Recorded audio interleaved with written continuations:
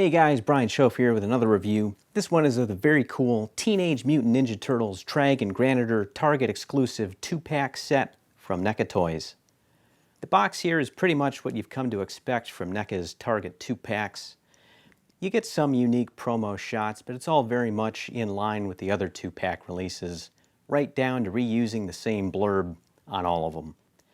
It's a bit of a letdown only in that the deluxe figures like Metalhead here look like the old VHS tapes. So these aren't quite as impressive if you have a bunch of them on your shelf, but I never keep these things in the box, so I'm going to set them free here in a minute and get this review started.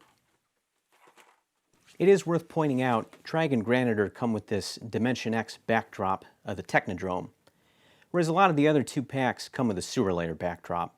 So if you like using the insets for diorama pieces, this is a good one to hang on to. Alright, so first thing you'll notice here is Krang's Finest have a little bit of overlap. The legs and the waist are the same sculpt as the hands and the gun belts, but that's to be expected. Now that's where it stops, because most of the upper bodies are unique to each Rock Soldier.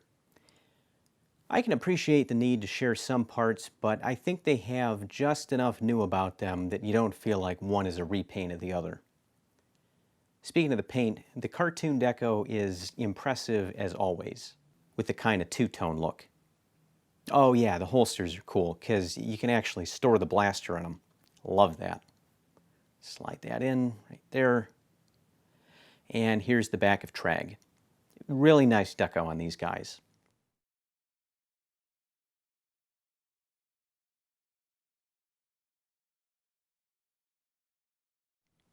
Now for articulation, we do have double jointed elbows, and the joint is large enough to get around the large forearms. The hand has a pivot. Mine's pretty tight, so I'm going to have to use some hot water on that later. Don't ever want to force a frozen joint.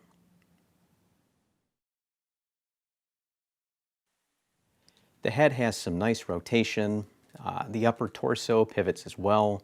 These guys have a lot of articulation, but due to design, as you'll see down here on the legs, got some nice swivel, and likewise down here at the feet.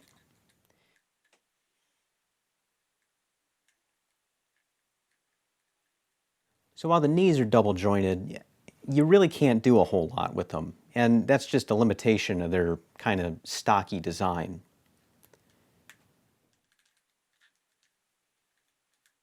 Now these guys are pretty top heavy, so they're not going to be doing any high kicks. And if you don't have a stand, you might have a hard time balancing them. But again, that's really a limitation of the character's blocky design. For the accessories, you've got the guns. Each soldier has the same pistol. You can fit that in the hand, like so. Ooh, it's really tight. I'll probably use some heat on that later, because you can force it, but if you do, you'll scuff up the paint. He can hold it loosely in the other hand, but you can see it wobbles a bit, so it probably isn't intended to do so. Let's hang that up in the holster for now.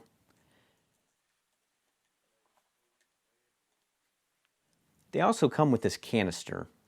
It's not an ooze canister, so I'm drawing kind of a blank on what this thing is. If you know, feel free to drop a comment below. It's nicely detailed, so maybe it's something episode specific. I don't know.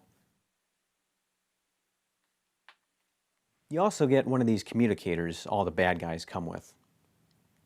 I kind of wish they gave us a different sticker, because since so many of them come with the same prop, it'd be nice if one was Shredder just to have some variation. But it makes sense since you saw Krang on these all the time in the show. Just splitting hairs. They also come with these transparent wanted posters for the neutrinos. And you have one for each teenager from Dimension X. They have this clear kind of, it's like almost a holographic look to them.